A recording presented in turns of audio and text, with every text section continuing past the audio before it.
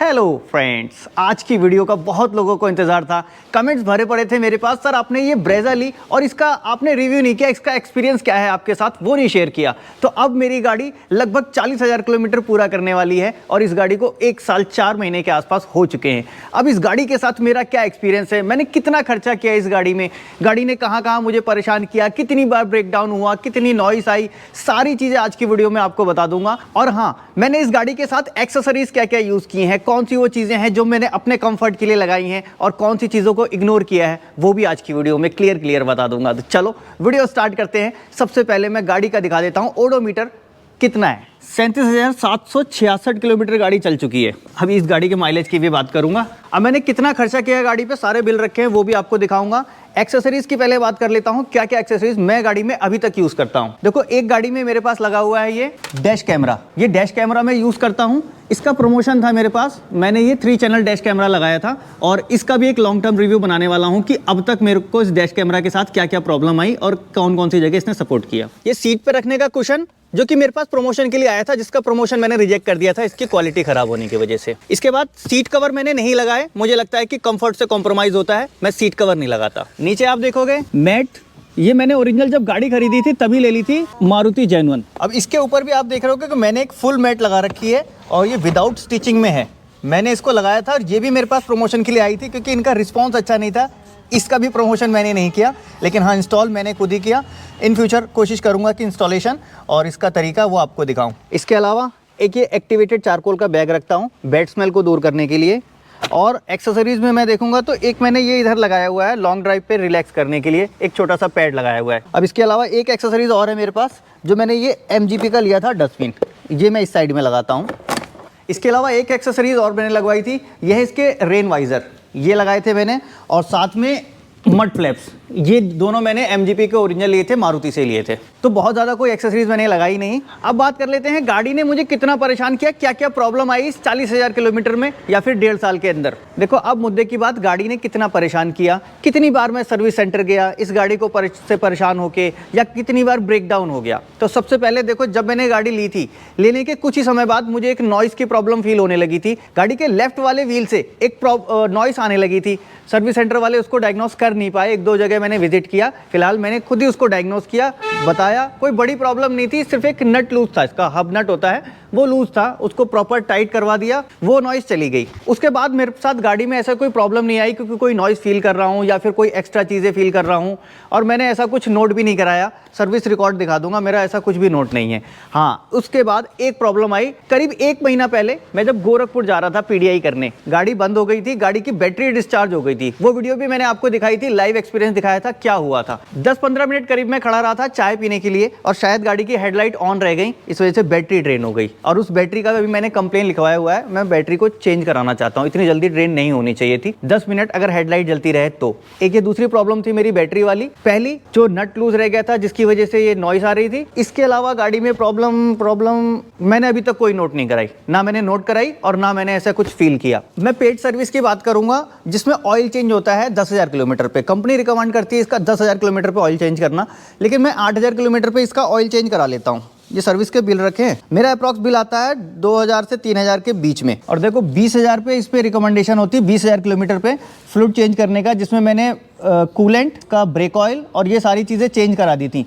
सारा कुछ चेंज करा के भी मेरा बिल आया था 4,055 रुपये का टोटल अमाउंट। इसके बाद फिर मैंने सर्विस कराई, देखो 28,000 किलोमीटर पे 28,892, जिसमें मेरा बिल आया ये 2837 रुपये का। तो लगभग ये 2,500-3 हज़ार रुपये के आसपास का मेरा बिल आता है जब मैं इसकी सर्विस कराता हूँ। कुछ एक्स्ट्रा अगर ना रहे तो एक्स्ट्रा, अभी तक तो कुछ भी नहीं रहा। कंपनी रिकमेंडेशन था कि ऑयल ड्रेन करना है, ऑयल ड्रेन कर दिया, ब्रेक ऑयल और कूलेंट वो सब नया डलवा दिया था। इसके अलावा बैलेंसिंग और अलाइनमेंट, ये हर बार रिकमेंड करते हैं वो लोग, लेकिन मैं रिफ्यूज़ कर देता हूँ, मुझे उसकी ज़रूरत नहीं है। मुझे पता है कि जब बैलेंसिंग की ज़रूरत होगी मैं बैलेंसिंग करा लूँगा। अभी तक एक बार भी व्हील बैलेंसिंग नहीं हुई है, एक बार सिर्फ अलाइनमेंट हुआ है जब इन्होंने फ्री ऑफ कॉस्ट करके दिया था। अभी तक गाड़ी 40,000 किलोमीटर लगभग आने वाली है। टायर की क्या कंडीशन है, टायर दिखा देता हूँ। देखो, ये इंडिकेटर दिख रहा है, टायर अप्रॉक्स 50% से ज़्यादा माल अभी इसमें अंदर है, 50% करीब अभी ये टायर अभी बच गए हैं। 50% घिसे होंगे, दोनों तरफ से बराबर हैं, कहीं से कम ज़्यादा ऐसा कुछ है नहीं। गाड़ियाँ तो मैंने बहुत सारी ऑन की है जिसका कोई मतलब हिसाब भी नहीं होगा, अगर मैं जोड़ने जाऊँ तो मुझे याद करना पड़ेगा, हाँ इस टाइम पे ये भी थी, ये भी थी। मेरे पास एक टाइम पे बहुत सारी गाड़ियाँ रहती थी क्योंकि मेरा बिजनेस ही यही है। और दूसरी चीज़, मैं इससे जस्ट पहले, ब्रेजा से पहले मेरे पास टाटा पंच थी जिसको बेच के मैंने ये ब्रेजा ली थी। अब उस बेचने के 3 बड़े रीज़न बता दूंगा मैं जिसकी वजह से मैंने बेच दी थी, वो आप ध्यान से सुन लो। मैंने वैसे भी उसकी वीडियो बनाई थी, सारी चीज़ें क्रिस्टल क्लियर बताई थी। सबसे पहला बड़ा रीज़न था उस टाटा पंच को बेच के ये ब्रेजा पे शिफ्ट होने का, मेरा ये घुटने का टकराना। घुटना वहां पे टकराता था जब भी मैं ड्राइव करता था। दूसरा बड़ा रीजन उसको बेच देने का, लोकल में गाड़ी का माइलेज ड्रॉप होता था, उसका आरपीएम फ्लक्चुएट करता था रेविट्रॉन इंजन का। तीसरा बड़ा रीजन वो था इंजन ऑयल का कम हो जाना। मैंने उसकी फर्स्ट सर्विस करवाई थी, फर्स्ट सर्विस में ही उसका करीब 1 लीटर इंजन ऑयल कम हो गया था। टोटल लगभग 3.5 लीटर के आसपास इंजन ऑयल आता था। तो मुझे लगा कि जब नई गाड़ी में ही 1 लीटर इंजन ऑयल कम हो रहा है, और उनका ये कहना था कि नॉर्मल है, इस इंजन में इतना होता है, अगर नई गाड़ी में 1 लीटर इंजन ऑयल कम हो जा रहा है तो फिर आगे 4-5 साल जाके इंजन की क्या होगा मुझे नहीं पता। तो मुझे लगा कि यार मुझे बेच देना चाहिए, तो मैंने उस गाड़ी को बेच दिया था। तो ये 3 बड़े रीजन थे। और कुछ लोगों को लगेगा कि सबसे पहला रीजन आपने रखा है घुटने का टकराना, इतना बड़ा क्या रीजन हो गया। हर किसी की अपनी प्रायोरिटीज होती हैं, मेरी प्रायोरिटीज मेरी बॉडी है। अब देखो गाड़ी का 1-1.5 साल होने के बाद मेरा एक्सपीरियंस क्या है, कैसी गाड़ी चलने में है, कैसी कंडीशन में अभी है। देखो इंजन बे की कंडीशन देख लो आप, ओरिजिनल है पूरी, कुछ भी इसमें एक्स्ट्रा आपको नहीं दिखेगा। एक्स्ट्रा एक चीज़ दिखेगी, चूहों ने मेरा ये काट दिया था, यहाँ से रबर एंट्री करने वाले थे, मैंने यहाँ पे जाल लगाया था। कैसे लगाया है वो ये वाली वीडियो आप देख लेना, समझ जाओगे। इसको इंस्टॉल किया मैंने। दूसरा, चूहों से बचने के लिए कारकेट का डिवाइस लगाया था मैंने, मेरे पास ये प्रमोशन के लिए आया था। बाकी गाड़ी के अंदर और कोई ऐसा काम नहीं है। चलने के समय अभी मुझे क्या फील होता है और जब मैं नई लाया था तो क्या फील होता है, मैं अपनी फीलिंग सिर्फ बता ही सकता हूँ, आपको उस पर यकीन करना पड़ेगा। जब मैं नई गाड़ी लाया था तो जितनी स्मूथ गाड़ी चलती थी उतनी ही स्मूथ गाड़ी अभी भी मुझे लगती है। मैंने इसमें एक लिक्विमोलिका सेराटेक पहले ही डाल दिया था, पहली सर्विस में। लगभग 50,000 किलोमीटर तक उसकी वैलिडिटी होती है, उसके बाद मैंने उसको नहीं यूज़ किया। इंजन उतना ही स्मूथ है, उतना ही अभी भी रिफाइन फील होता है। नॉइस मुझे कोई अभी बढ़ी हुई नहीं दिखती, जितनी पहले थी उतनी ही अभी भी है। यानी कि 1.5 साल तक गाड़ी का ऐसा कुछ भी नहीं बिगड़ता। अब देखो गाड़ी जब नई लाते हैं और कुछ दिनों बाद गाड़ी में से अलग अलग तरह की आवाज़ें आने लगती हैं, कहीं से चींची की आवाज़ आ रही है, कहीं खटखट की आवाज़ आ रही है, उसको रेक्टिफाई कराना पड़ता है।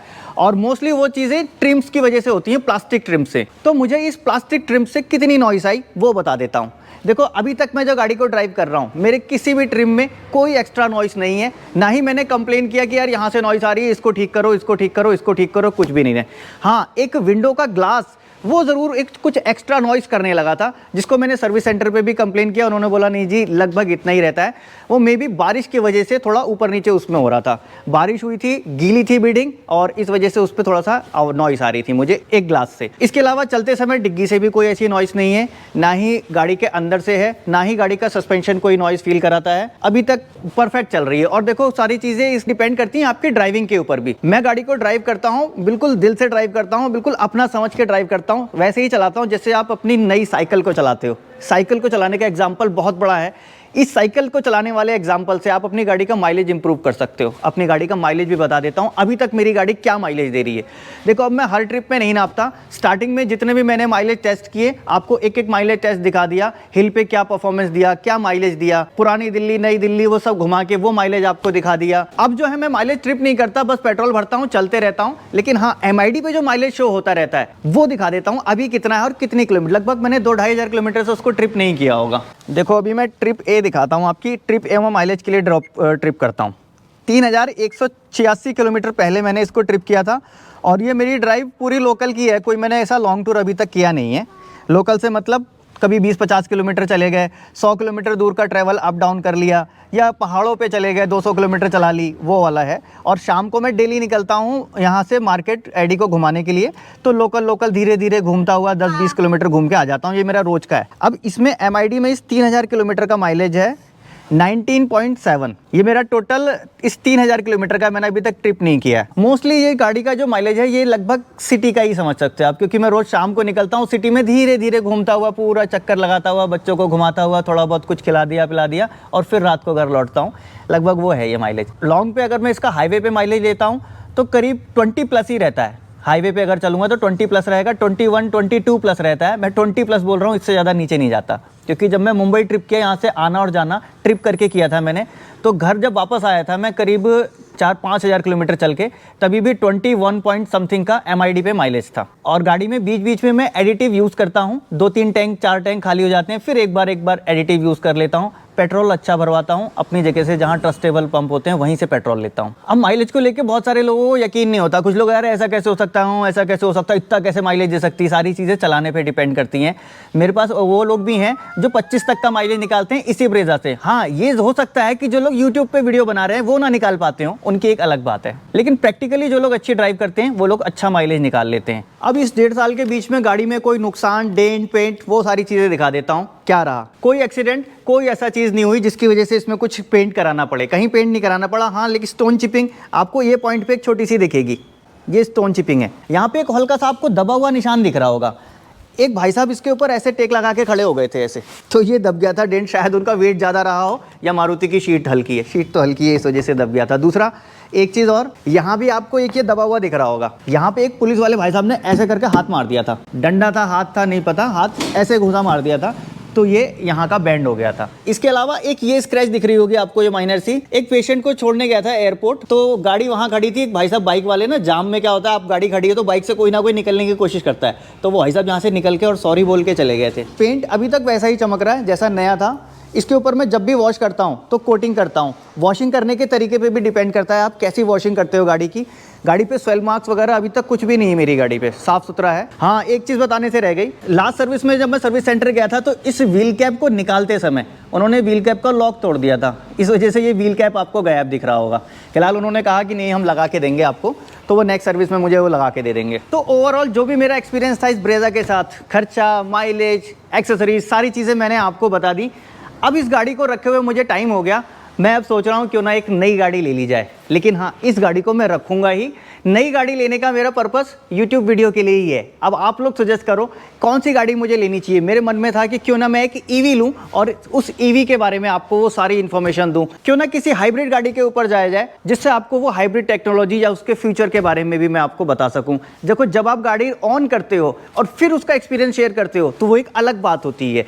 दूसरी चीज़, किसी की भी गाड़ी ले लूँ और चला के बता दूँ, बिल्कुल भी नहीं। प्रैक्टिकल ये है जैसा मैं अब आपको बता रहा हूँ, मैं अपने दिल की चीज़ें आपको बता पा रहा हूँ। मेरे ऊपर कोई बाउंडेशन नहीं है, मेरे ऊपर कोई क्लेम नहीं करने आएगा। मेरी गाड़ी है, मैंने खरीदी है, कुछ भी बोल सकता हूँ। तो मुझे लगता है प्रैक्टिकल यही है। आप लोग कमेंट में ज़रूर सजेस्ट करना है कौन सी गाड़ी आपको लगता है कि मुझे लेनी चाहिए और इसके बारे में आपको डिटेल में दिखाना चाहिए। देखो, एक प्रोडक्ट का प्रैक्टिकल रिव्यू जो होना चाहिए वो मैंने आपके साथ आज शेयर कर दिया। इस तरीके से शायद पूरे यूट्यूब पे आपको कोई भी वीडियो ना मिले, इतना डीप, इतना प्रैक्टिकल। इसके अलावा भी अगर कुछ छूट गया हो तो नीचे कमेंट बॉक्स में लिख सकते हो, वहाँ पे मैं आपका जवाब दे दूंगा। या फिर इसके अलावा भी कोई सलाह आप चाहते हो मुझसे तो कमेंट बॉक्स में लिख सकते हो, या फिर इंस्टाग्राम पे भी मुझे फॉलो कर सकते हो। मैं मिलूंगा आपसे नेक्स्ट वीडियो में ऐसे ही किसी इंटरेस्टिंग टॉपिक के साथ। Thanks for watching.